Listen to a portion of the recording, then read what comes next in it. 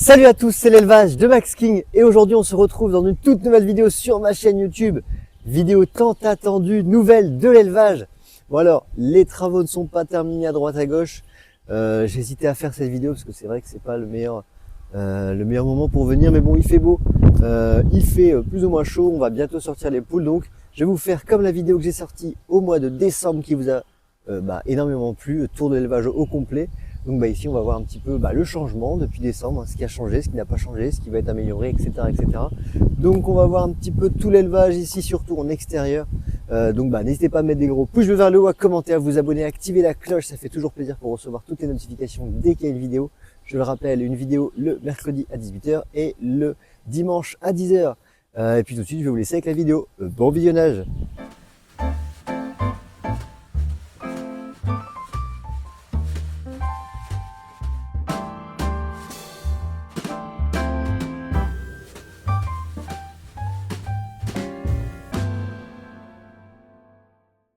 Nous sommes donc, vous l'aurez remarqué, du coup, derrière moi c'est le parking. On a du coup accessible au bâtiment showroom intérieur et également au magasin qu'on ira voir juste après. Et ici du coup on est dans le showroom extérieur des poules. Alors on a tondu pour la première fois la semaine dernière. Malheureusement on a eu beaucoup de tempêtes, beaucoup d'intempéries, il y a beaucoup plu. J'avais mon premier parc qui était complètement inondé. On a enlevé des animaux, retourné à la terre, semé de l'herbe et là ça y est, il y a enfin de l'herbe dans le parc. Donc tous les parcs ont de l'herbe, donc je suis assez content. Celui qui en a le moins, c'est celui dernier qu'on va voir juste après, où l'herbe continue un petit peu de pousser, donc à mon avis d'ici un mois on pourra mettre les poules. Mais par contre dans les 12 autres, on va pouvoir mettre les poules incessamment sous peu. On a déjà commencé ici avec les Vorwerk et les Lackenfelder que vous pouvez voir à l'intérieur. Et on a également du coup les panneaux qui sont associés aux races. Juste ici, donc on a les Lackenfelder avec l'origine, les variétés, le caractéristique et le prix. Et pareil pour les Vorwerk, l'origine, la variété et la caractéristique. Ce qu'on a fait avec ces panneaux, c'est que ça peut vous donner une idée si vous ne connaissez pas un petit peu toutes ces races. Vous allez pouvoir faire vos petits choix de ce que vous avez besoin à la maison, si vous voulez des pondeuses, des ornements, des bonnes couveuses, etc., etc. Donc voilà un petit peu pour les toutes premières poules qu'on a sorties. On les a sorties il y a déjà plus d'une semaine et on va continuer avec d'autres races pour qu'au fur et à mesure, d'ici une semaine ou deux, on ait toutes les races de sortie dans l'élevage.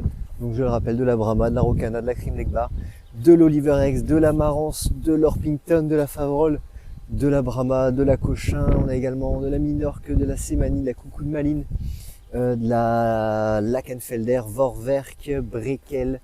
On a également aussi de la soie, de la Pékin, de la Padoue, de la hollandaise, de la soie, de la Chabot, de la Sabelpod, de la Barbuduc, de l'ardennaise également. On a pas mal de races dans l'élevage. Et donc tout ça va pouvoir être en extérieur enfin depuis le temps qu'on attend ces beaux moments. Malheureusement, parce qu'il faut bien évidemment des petits hicks, on a du coup une branche qui est malheureusement tombée sur mon filet. Heureusement, j'avais mis un filet vraiment le plus costaud qui existe et une énorme branche est tombée dessus, il n'y a pas le moindre trou, donc je suis assez content.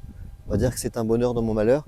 Donc on va pouvoir rétablir ça incessamment sous peu et comme ça on pourra mettre les poules. La cabane a été un peu amochée mais elle sera quand même utilisable. Donc voilà un petit peu pour les points négatifs de cet hiver. On a eu quand même vachement beaucoup de problèmes. On a aussi des claustras qui se sont complètement démontés de l'autre côté, donc ça on va falloir remettre tout ça en ordre. Mais il y a beaucoup de choses à faire ici dans l'élevage. Vous allez voir en fin de vidéo les nouveaux travaux, donc je vous ferai une vidéo dédiée là-dessus. Je vous montrerai très rapidement cette vidéo pour vous laisser un petit peu de suspense dans la vidéo spécialisée pour le showroom des canards qui sera logiquement opérationnel d'ici 15 à 20 jours. Donc je vous tiens informé déjà sur les réseaux sociaux et je vous ferai une vidéo bien évidemment dédiée sur le sujet des canards. On aura du coup plein de sortes de canards à partir de 15 jours, 3 semaines. Donc n'hésitez pas, si vous avez des questions ou quoi que ce soit, vous mettez en commentaire votre question ou tout simplement si vous avez des conseils, vous voulez acheter des poules, des canards, quoi que ce soit, vous pouvez m'appeler au 07 86 41 42 46, je réponds à tout le monde. Et sans plus attendre, on va passer dans le parc des alpagas tout de suite. Alors suivez-moi, on arrive du coup dans le parc des alpagas qui est complètement vide pour la simple et bonne raison que on a eu un hiver assez compliqué. Et vu que les alpagas ont été tout le temps ici l'hiver, j'ai failli tomber, c'est pas grave. On va la garder au montage. Bon, on va continuer quand même, c'est pas grave. Je vais essayer de pas tomber pour la vidéo, ce serait quand même dommage. Et donc, comme je disais ici, on avait les alpagas, les lamas qui étaient ici, mais ils ont passé tout l'hiver ici. Et du coup, L'herbe, là, on a remis un petit peu d'engrais partout, donc l'herbe commence à lever, mais j'aimerais bien qu'il passe quand même une partie du printemps et tout l'été avec quand même un peu d'herbe. Donc là, d'ici une semaine ou deux, on va pouvoir remettre les alpagas. Ils sont partis chez ma voisine qui m'a gentiment prêté son terrain pour mettre les alpagas le temps que l'herbe repousse. Et donc, comme vous pouvez le voir, l'herbe commence à repousser. On a mis de l'engrais. Ça sera quand même plus sympa pour les animaux d'avoir de l'herbe. Et donc ici, ce sera uniquement la partie reproduction des alpagas. Donc on aura un mâle pour 2 à 3 femelles. Et donc dans ce parc-là, on aura aussi les wallabies. Et on aura aussi une race de poule et puis une race de dindon. Mais bon, ça je vous ai déjà expliqué dans toutes les autres vidéos, donc ça ne change pas. Je peux tourner rapidement Paul pour parler très rapidement de ces 2 volières-là qui seront en travaux cet été, quand on aura refait les temps, qu'on aura ramené de la terre pour reboucher ces anciens bassins à canards, pour faire ces volières de reproduction. Je vous le rappelle, la volière française avec les gauloises dorées, et juste ici la volière hollandaise avec les brabanteurs argentés pointés noirs. Donc on va pas parler plus longtemps de ce parc, il n'y a pas encore d'animaux. Mais voilà, les points à retenir, c'est qu'ici nous aurons les alpagas en reproduction avec les wallabies, une race de dindon, une race de poule, avec la cabane juste ici, et dans cette volière là en plein milieu, on aura du coup ces 2 volières là avec les brabanteurs et les gauloises. Et je vous laisse me suivre pour le reste des travaux. Ici très rapidement, on a retourné la terre complètement et on a ressemé de l'herbe. On n'aura plus qu'à traiter contre les orties et on aura un parc qui sera très certainement pour les poules. Pour les wallabies, c'est quand même vachement plus petit, enfin vachement trop petit, donc ils auront plutôt cette pâture là pour les wallabies. Et ici, vu qu'on a une cabane en intérieur, on vous mettra sûrement une race de poule. Dites-moi en commentaire la race de poule que vous voudriez voir dans ce parc. Alors du coup, on va continuer la visite. Comme vous pouvez le voir derrière moi, du coup on avait le parc avec les futurs alpagas et l'ancien parc des wallabies. Ici, ça ne change pas, on a toujours les anciens box d'éleveuses. Sur ma gauche et sur votre droite, vous avez les anciens parcs repros en extérieur, en intérieur, en hauteur, et puis les box pour les poneys et les chevaux qui sont en extérieur, qui profitent bien évidemment du soleil. On a les volières de mon père pour les pigeons voyageurs, sa reproduction qui se termine tout doucement. Sur votre gauche et sur ma droite, vous avez du coup les chevaux qui vont bientôt partir en pâture. Et on a le petit Teddy qui se balade, qui est complètement en liberté, en totale liberté. Qui se balade, qui peut trémettre avec les cochons, avec sa femelle, car il a une femelle déjà, on va la voir tout à l'heure. Et ici, on se retrouve avec les cochons, donc Christopher et Kelly. Vous allez pouvoir voir l'évolution, parce que vous avez été très nombreux à voir et à partager, à commenter la vidéo sur la naissance de l'élevage, qui est celle des petits cochons. Et donc vous avez du coup les 3 petits cochons, juste ici, voilà, qui ont bien grandi comme vous pouvez le voir. Ils ont 2 mois et 1 semaine. Ils sont vraiment magnifiques. Comme vous pouvez le voir, ils ont gardé les chaussettes blanches de leur mère. Donc ils ont vraiment bien grandi. Ils se portent très bien, ils se portent à merveille. La mère du coup qui est ici, Kelly.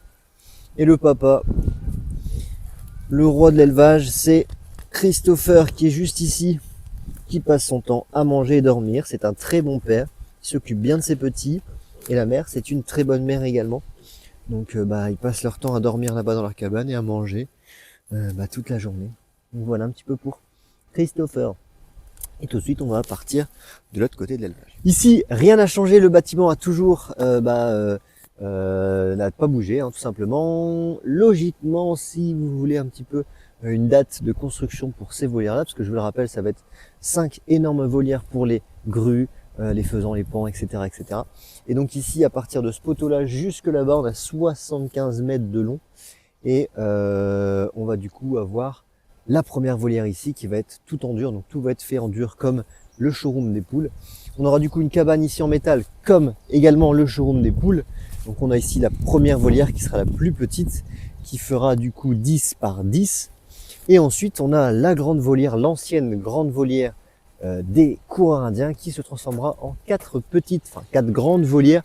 Pour les grues, on va pas reparler de tout ça, on a déjà des vidéos qui sont faites spécialement sur ces travaux-là qui vont bientôt avoir lieu, je dirais courant juin, juillet, août. Ce sera à cette période-là qu'on fera du coup ces volières-là. On fera tout ça en vidéo, je vous expliquerai un petit peu tout ce qu'il va y avoir dedans. On verra ensemble tous les travaux qu'on fera, l'arrivée d'eau dans chaque parc, les cabanes, le rehaussement de la volière, on va refaire complètement la devanture, les portails, etc., etc.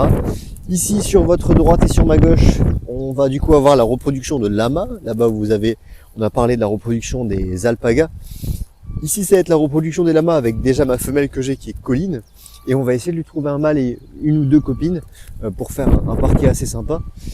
Et puis avec les petites chèvres naines qui seront ici. On a pour l'instant les oies, tu peux filmer Polo, les oies qui sont juste là, qui profitent de l'herbe, qui profitent du soleil, qui profitent de l'eau. Donc on a mon tête barrée qui est tout le temps avec mon Siam, mon couple de Guinée, mon couple de Toulouse et mon couple de Toulouse à Bavette. D'ailleurs le couple de Toulouse à Bavette de Paul, qui sont juste là et qui ont également accès au grand étang. Donc eux c'est le paradis, ça couve, ça pond un petit peu partout, donc je suis assez content. On va faire assez rapidement le tour de l'étang après pour vous parler un petit peu de la reproduction des canards, qui est assez calme ici, mais qui est quand même présente. Et pour terminer, voilà, on aura du coup cette volière là qui sera fait dans un mois, 2 mois, 3 mois grand maximum. On aura du coup les grues qui seront dans l'élevage. J'espère que vous allez être présents quand on fera la vidéo des grues, etc., etc. On va arriver sur le parc des chèvres naines, dans lequel on a Fred, notre petit wallaby, qui est juste ici. On a également les brabanteurs qui sont venus ici, qui pondent très bien. Donc on a un coq et 6 poules. Et on a également les chèvres naines qui sont du coup Lisa. On a Dewey, on a Magali, on a Mercedes, on a Benz et on a Monica. Bart et Homer également sont ici présents dans le parc. Et comme je vous l'avais déjà dit, mais je vous le redis, les mâles seront ici. Donc Dewey qui est juste ici et Benz qui est juste là-bas. Donc Dewey qui est mon mâle reproducteur et Benz qui est un mâle castré seront ici à 2 dans ce parc. Et dans le parc que je vous ai montré tout à l'heure, avec les lamas, on aura du coup toutes les femelles qui sont du coup Mercedes, Magali, Monica et Lisa. Voilà, donc on aura 4 chèvres ici et 2 mâles ici. Et bien évidemment, Bart et Homer auront la plus grande pâture pour eux. Et là-bas, on la voit, elle est là-bas à côté des ballots de foin. C'est la femme de Teddy Le Pan. Voilà. Et tout de suite, on va se retrouver pour les parcs à canards. À tout de suite. Nous nous retrouvons donc dans l'étang. On a juste ici le couple reproducteur de 5 ans de Tadorne de Belon. En espérant qu'il y ait de la reproduction ici. On a aussi quelques carolas. Siffleurs du Chili, piliers d'Europe. Pour vous les trouver, c'est pas évident parce que l'étang est assez grand et il n'y a vraiment pas beaucoup de canards. Mais au niveau de la reproduction, on a 3 chanteuses qui couvent. On a une chanteuse qui a déjà eu des petits. On a encore une chanteuse qui couve juste ici et une chanteuse qui couve juste là. Et on a également une oie qui couve juste là-bas. Je sais pas si on va la voir. Elle est juste derrière la cabane grise. Et donc, bien évidemment, je vous ferai une vidéo sur l'éclosion de tous ces petits qui vont arriver d'ici peu. Et tout de suite, on va passer très brièvement ici pour vous parler un petit peu des futurs parcs à canards. Sur la route, on va vous parler un petit peu rapidement des ouates-elbes d'Éthiopie qui se portent à merveille. On va refaire le parc incessamment sous peu et remettre des tipis pour la reproduction. Parce que c'est vrai qu'elles ont 5 ans, donc elles ont la possibilité de reproduire en espérant que ça se passe bien. Ça va être le moment, là on est fin avril, ça devrait bientôt commencer à couver. Donc voilà pour ce parc-là qui fait 150 m² en herbe, rien que pour ces 2 tourteaux. Alors, je vais essayer d'être le plus rapide possible pour vous laisser le plus de suspense pour la vidéo qui va arriver, car ça commence à se peaufiner. Logiquement, dans 15 jours, tout est fini. Donc ici, nous sommes dans le futur showroom des canards. Alors, il faut imaginer qu'on aura du coup une grande volière au-dessus. On est en train de faire des clôtures ici. On va faire exactement les mêmes ici, en clôture rigide avec des portails et des poteaux soudés dans le béton, et on aura aussi les 2 bassins béton jusqu'au bout. Voilà, c'est ce qu'il va y avoir. Je vous laisse du coup avec le suspense, une vidéo dédiée où on fait tout de A à Z, la pose des cailloux, la construction des bassins, la construction des évacuations, la construction du filet, la construction des clôtures. Voilà, et ici on aura du coup, on vient de recevoir du coup encore 15 tonnes de cailloux pour faire un parc ici pour les quarantaines. On va refaire des claustras qu'on va retaper et qu'on va remettre ici pour faire un beau parc ici. Voilà, donc je vous en dis pas plus. Je vous en avais déjà parlé un tout petit peu, mais vu qu'il neigeait, on n'avait pas vu encore les cailloux. Mais voilà, il y a une vidéo qui arrive, une grosse vidéo qui arrive, où on verra la construction de ce parc de A à Z. Et logiquement, dans 15 jours, on va pouvoir accueillir les premiers canards. Voilà. Et tout de suite, on va se retrouver dans le magasin, le Max King Shop. Nous voilà donc dans le Max King Shop. Alors bien évidemment, à l'entrée, on a les sacs de grains. Bon là, on est livré que demain pour les sacs d'alimentation. Donc il ne reste plus que 4 chèvres et 1 poule. Mais habituellement, tous les sacs d'alimentation sont ici. On a une nouveauté, ça va être les oiseaux exotiques. Donc ici, pour l'instant, on a qu'un mâle Calopsite lutino qui est juste ici. Donc bah, du coup, la nouveauté ici dans les oiseaux exotiques et dans le magasin, c'est cette cage de présentation pour les oiseaux exotiques. Alors, ça faisait longtemps que je cherchais ça, mais je trouvais que des petites batteries où vraiment les oiseaux n'avaient pas beaucoup de place. Donc je préférais attendre et trouver quelque chose d'un petit peu grand, d'un petit peu mieux pour les oiseaux. Puis même pour vous venir voir les oiseaux, c'est quand même plus sympa de voir des oiseaux exotiques dans un espace un peu plus grand. Comme vous pouvez le voir ici, on a quasiment 2 mètres de longueur sur 70 cm de long sur 80 cm de hauteur.